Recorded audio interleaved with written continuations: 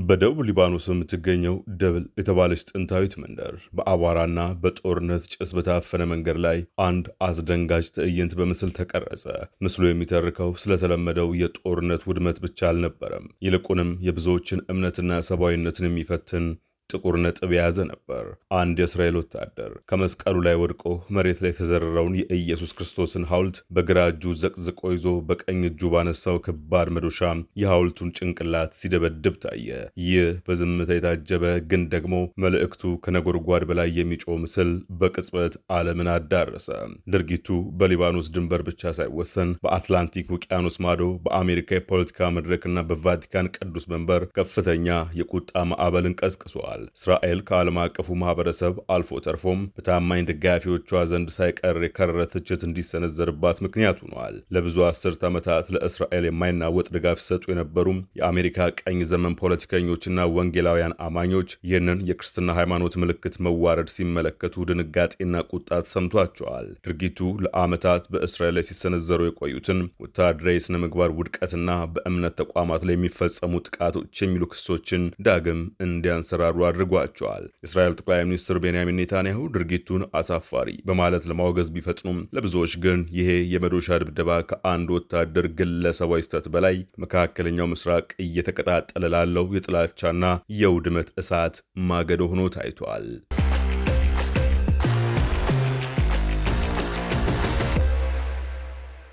በሊባኖስ ውስጥ አንድ የእስራኤል ወታደር የኢየሱስ ክርስቶስን ሐውልት ሲሰባበር የሚያሳይ ምስል መሰራጨቱ በአሜሪካ ከፍተኛ ቁጣን ቀስቅሷል። ይህም በእስራኤል ላይ የደረሰ ያለውን ተቃውሞ ይበልጥ እንዲባባስ አድርጎታል። ተቃውሞው የአሜሪካው ፕሬዝደንት ዶናልድ ትራምፕ ደጋፊ የሆኑ የህብረተሰብ ክፍሎችንም ጭምር ያካተተ ነው። ምንም እንኳን ድርጊቱ እስራኤል ባለፉት ጥቂት ዓመታት በክልል ውስጥ ፈጽመዋለች ተብለው ከምትከሰስባቸው በርካታ ግፎች መካከል አንዱ ቢሆንም በዓለም ዙሪያ ከፍተኛ ውግዘትን ያስከተለ ሲሆን የእስራኤሉ ጠቅላይ ሚኒስትር ቤንያሚን ኔታንያሁ ምላሽ እንዲሰጡበት አስገድዷቸዋል። በአሜሪካ ውስጥ ለእስራኤል ያለው ድጋፍ በአንድ ወቅት የማይናወጥ በነበረበት በተለይም የክርስትና እሴቶችን እናከብራለን በሚሉ ቀኝ ዘመም ክፍሎች ዘንድ ይህ የክርስትና ሃይማኖታዊ ምልክት መዋረድ የእስራኤል መንግስት ከአንዳንድ ሪፐብሊካኖች እየገጠመው ላለው ትችት ተጨማሪ ማገዶ ሆኗል። ቀደም ሲል ትራምፕ ወዳጅ የነበረውና ቀኝ ዘመም ተንታኙ ታከር ካርልሰን የአሜሪካ ኮርፖሬት ሚዲያዎችን በመከታተል ብቻም ይህንን ላታውቁ ትችላላችሁ እንጂ እንዲህ ያሉ ድርጊቶች ብርቅ አይደሉም ብለዋል። ካርልሰን ሰኞ ዕለት ባወጣው መረጃ የእስራኤል መንግስት ከአሜሪካ የሚለገሰውን ከፍተኛ የገንዘብ ድጋፍ እየመጠጠ ወታደሮቹ እንደ አረመኔ እንዲንቀሳቀሱ ለብዙ አስርት ዓመታት ፈቅዶላቸዋል። የአሁኑን ከቀድሞ የሚለየው ብቸኛው ነገር ማህበራዊ ሚዲያ የእስራኤልን ድርጊት ዓለም እንዳየው ማጋለጡ ነው ሲል ጽፏል። ቀደም ሲል የሪፐብሊካን ኮንግረስ አባል የነበሩትና በትራምፕ ጠንካራ የውጭ ጉዳይ ፖሊሲ ምክንያት ከእሳቸው ጋር ተጋጭተው የነበሩት ማርጆሪ ቴይለር ግሪን እስራኤል በየዓመቱ በቢሊዮን የሚቆጠር የአሜሪካ ወታደራዊ እርዳታ እንደምታገኝ አጉልተው ገልጿል።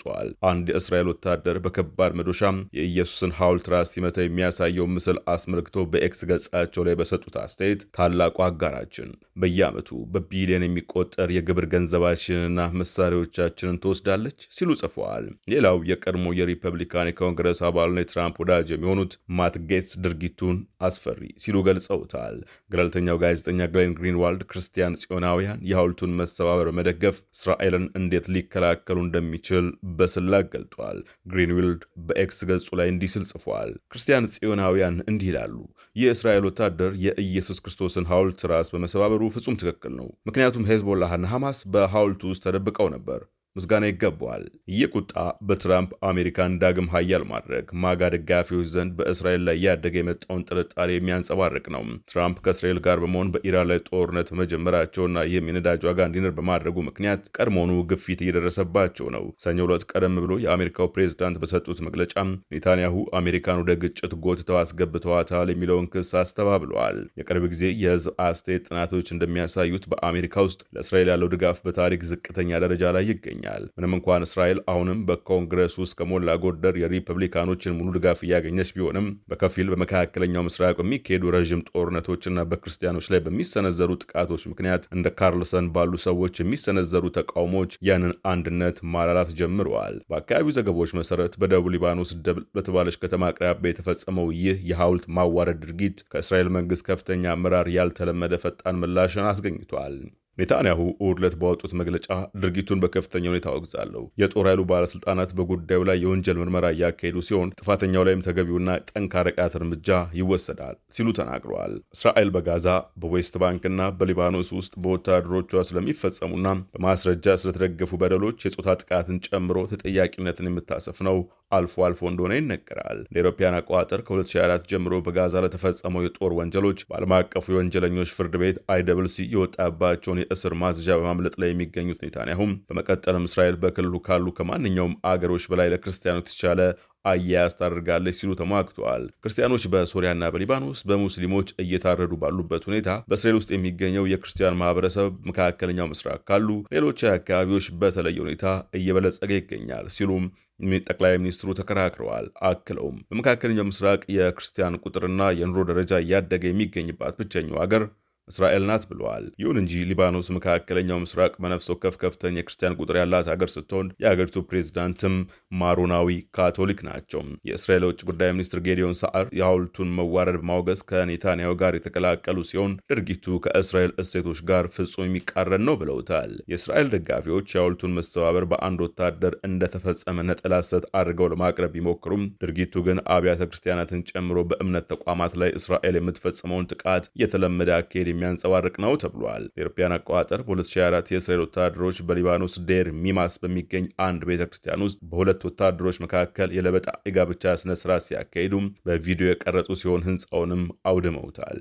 ባለፈው ዓመትም አንድ የእስራኤል ታንክ በደቡብ ሊባኖስ ያሩን መንደር የሚገኘውን የቅዱስ ጊዮርጊስን ሐውልት ደምስሷል። እስራኤል በጋዛ አካሂደዋለች በሚባለው የዘር ማጥፋት ጦርነት ወቅት የፍልስጤም አብያተ ክርስቲያናትን በተደጋጋሚ የደበደበች ሲሆን እንደ አውሮፓውያን አቆጣጠር በ2023 በተፈጸመ አንድ ጥቃት ብቻ ቢያንስ 18 ሰዎች ተገድለዋል። እንደ አካባቢው ባለስልጣናት ገለጻ እስራኤል በጦርነቱ ወቅት በጋዛ ውስጥ ከ1000 በላይ መስጊዶችን እና 3 አብያተ ክርስቲያናትን አውድማለች። የቅድስት ሀገር ካቶሊክ ረድኤት ኤጲስቆጶሳት ጉባኤ ሰኞ ዕለት በሐውልቱ ላይ የተፈጸመውን ጥቃት አውግዟል። ጉባኤው ባወጣው መግለጫ ይህ ድርጊት በክርስቲያናዊ እምነት ላይ የተፈጸመ ከባድ ስድብ ሲሆን በደቡብ ሊባኖስ በእስራኤል ወታደሮች የክርስትና ምልክቶችን በማዋረድ ረገድ ከተመዘገቡ ሌሎች ድርጊቶች ጋር የሚደመር ነው።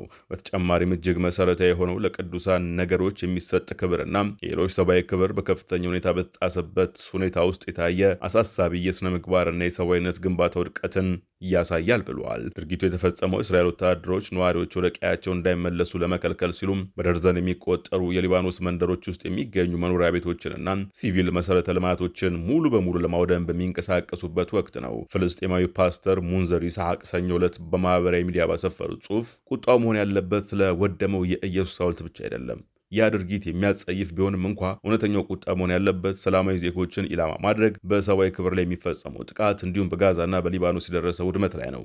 ጦርነት ክፉ ነው፣ ተጠያቂነት ያስፈልገናል ሲሉ ጽፈዋል። የአሜሪካ እስልምና ግንኙነት ምክር ቤት CAIR የሐውልቱ መውደምን ተከትሎ ትራምፕና ኮንግረስ ጣልቃ በመግባት የእስራኤልን ጥሰቶች እንዲያስቆሙ ጥሪ አቅርበዋል። ምክር ቤቱ እንዲህ አለ። ለዓመታት መንግስታችን በሊባኖስ በጋዛና በሌሎችም ቦታዎች በአብያተ ክርስቲያናትና በክርስቲያኖች ላይ የሚፈጸሙ ተከታታይ የእስራኤል ጥቃቶችን ችላ በማለት እንዲቀጥሉ ፈቅዷል። ለአሜሪካ የመንግስት ባለስልጣናት ያለን መልእክት ቀላል ነው። ተጨማሪ መሳሪያዎችን መላካችሁን ከቀጠላችሁና እስራኤል ለምትፈጽማችሁ አመፀኛ ድርጊቶች ፖለቲካዊ ከለላ መስጠታችሁን ካላቆማችሁ በዚህ ምስል ላይ ለምታዩት ነገር ተጠያቂዎቹ እናንተ ናችሁ። የእስራኤል ወታደራዊ ኃይል በደቡብ ሊባኖስ አንድ ወታደር የኢየሱስ ክርስቶስን ካቶሊክ ሐውልት በከባድ መዶሻ ሲመታ የሚያሳየው ፎቶግራፍ መውጣትን ተከትሎ የወንጀል ምርመራ እየተካሄደ ነው። የእስራኤል ወታደራዊ ባለስልጣናት በማህበራዊ ሚዲያ ላይ የተሰራጨ ያለው የዚህ ድርጊት ምስል ትክክለኛ መሆኑን አረጋግጠዋል። ምስሉ አንድ የእስራኤል ወታደር ከመስቀል ላይ ወድቆ የነበረን የተሰቀለ የኢየሱስ ክርስቶስ ሐውልት ራስ በከባድ መዶሻ ሲመታ ያሳያል። የአካባቢው ማዘጋጃ ቤት እንደገለጸው የካቶሊኩ ቅርጽ የሚገኘው ከእስራኤል ድንበር አቅራቢያ በምትገኘው ደብል በተባለች የደቡብ ሊባኖስ የክርስቲያን መንደር ውስጥ ነው። ባለስልጣናቱ በሐውልቱ ላይ የደረሰውን የጉዳት መጠን በትክክል መናገር አልቻሉም። የእስራኤል ጠቅላይ ሚኒስትር ቤንያሚን ኔታንያሁ ይህንን የሃይማኖታዊ ምልክት ማዋረድ ድርጊት አውግዘዋል። ስለ ጉዳዩ ሲሰሙ መደንገጣቸውንና ማዘናቸውንም ገልጠዋል። አክለውም ድርጊቱን በፈጸመው ግለሰብ ላይ ጠንካራ የቅጣት እርምጃ እንደሚወሰድ ተናግረዋል። እስራኤል ጦርም ሐውልቱን ወደ ነበረበት ለመመለስ ከመንደሩ ነዋሪዎች ጋር እየሰራ መሆኑን አስታውቋል። የእስራኤል መከላከያ ቃል አቀባይ በበኩላቸው በፎቶ ላይ የሚታየው ወታደር ማንነቱ የተለየ ቢሆንም ስሙ ግን ለሕዝብ ይፋ እንደማይደረግ ገልጸዋል። የሃይማኖታዊ ሐውልቱ መዋረድ በሊባኖስና በውጭ ሀገራት በተለይም በአሜሪካና የወንጌላውያን ክርስቲያኖች ዘንድ ከፍተኛ ቁጣን ቀስቅሷል። በተለምዷዊ መንገድ ለእስራኤል ድጋፍ መሰረት ተደርገው የሚቆጠሩት የአሜሪካ ወንጌላውያን ዘንድ የእስራኤል ተወዳጅነት የጋዛ ጦርነት ከተጀመረበት ጊዜ አንስቶ በከፍተኛ ሁኔታ ቀንሷል። የጣሊያን መንግስትና የቫቲካን ባለስልጣናትን በኢየሱስ ሐውልት ላይ በደረሰው ጥቃት ቁጣቸውን አሰምተዋል። የጣሊያን መከላከያ ሚኒስትር ጊዶ ክሬስቶም ለጋርዲያን ጋዜጣ እንደተናገሩት ድርጊቱ ተቀባይነት የሌለው ነው።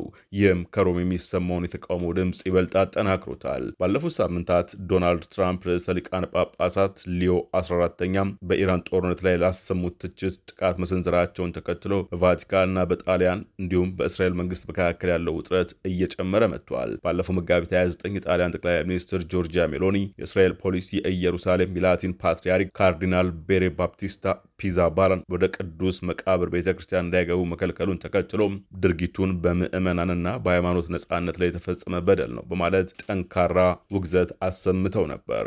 ሊቀ ጳጳስ ቪንቼንዞ ፓሊያ በቅርቡ የተፈጸመውን የኢየሱስ ሐውልት ማዋረድ ድርጊት አስመልክቶ ለጣሊያኑ ቴሌቪዥን ጣቢያ ላሰፈን በሰጡት አስተያየት ዛሬ ያለው እውነተኛው ችግር ምንድን ነው? ስልጣኔ አልባነት፣ ሌሎች የህይወት ዘርፎችን ሁሉ የመበከል አደጋው ነው። የሃይማኖት አክራሪነት ወይም ደግሞ የሲቪክ ወይም የፖለቲካ አክራሪነት ሁሉም አንድ አይነት መሰረት አላቸው። እሱም ፍጹም የሆነ ስልጣኔ ጥረት ነው። ትልቁ ፍላጎታቸው በኃይልና በአመፅ የበላይነትን መጫን ነው ብለዋል ሊቀ ጳጳስ ፓሊያ። አክለውም ለቤንያሚን ኔታንያሁ ማሳሰብ የምፈልገው ኢየሱስ ራሱን በደቡብ ሊባኖስ ወደሚገኙት ወደ ጢሮስና ሲዶና ሂዶ ነበር። ነገር ግን እዚያ የሄደው ለመግደል ሳይሆን ዳቦም ለማብዛት ለመፈወስና ተአምራትን ለማድረግ እንጂ ለማጥፋት አልነበረም ብለዋል። የእስራኤል ወታደሮች በደቡብ ሊባኖስ ወረራ ወቅት ሌሎች መስጊዶችና ታሪካዊ ሃይማኖታዊ ቦታዎችን ያወደሙ ቢሆንም የእስራኤል ባለስልጣናት ግን ስለ እነዚህ የእምነት ተቋማት መውደም ምንም አይነት መግለጫ አልሰጡም። በተጨማሪም ወንድ ወታደሮች ተፈናቃዮች በለቀቋቸው የደቡብ ሊባኖስ ቤቶች ውስጥ የውስጥ ሱሪ መሳቢያዎችን ሲበረብሩና የሴቶችን የግል ልብሶች ለብሰው ሲሳለቁ የሚያሳዩ ቪዲዮዎችን ቀርጸው ለቀዋል። ባለፈው ሳምንት የሊባኖስ ቤንት ጄብል ከተማ ነዋሪዎች ከሮማውያን ግዛት ጀምሮ የነበረውን የታላቁን የቤንት ጄብል መስጊድ መውደም በሐዘን አስበዋል። ግሪን ሳውዝነርስ የተባለው የአገር በቀል መንግስት ያልሆነ ድርጅት እንደገለጸው በሻማ ከተማ የሚገኘውና የቅዱስ ጴጥሮስን አጽም ይዟል ተብሎ የሚታመነው እንዲሁም ለሺያ ሙስሊሞችና ለክርስቲያኖች መካና መቃብር የሆነው መስጊድ ባለፈው ሳምንት በከፊል በቡልዶዘር ፈርሷል። በሃይማኖታዊ ቦታዎች ወይም በእምነት ተቋማት ላይ ሆነ ተብሎ የሚፈጸም ጥቃት፣ ጉዳት ወይም ውድመት በጄኔቫ ስምምነት መሰረት ዓለም አቀፍ የሰብአዊነት ሕግን መጣስ ተደርጎ ይቆጠራል። የእስራኤል ጦር በደቡብ ሊባኖስ የሚገኙ ሰፋፊ የከተማ ግዛቶችን አፈራርሷል። በርቀት መቆጣጠር የሚፈጸሙ ፍንዳታዎችን የሚያሳዩ ቪዲዮዎችንም ለቋል። እስራኤል መገናኛ ብዙሃን ከተሞች ከመሬት ጋር ሲተካከሉ የሚያሳዩ የድሮን ምስሎችን የለቀቁ ሲሆን የእስራኤል ወታደራዊ ኃይል በእስራኤልና በሊባኖስ ድንበር ላይ የሚገኙ ቤቶችን ማፍረሱ እንደሚቀጥልም አስታውቋል። የእስራኤል ውጭ ጉዳይ ሚኒስትር ጌዲዮን ሳር ድርጊቱን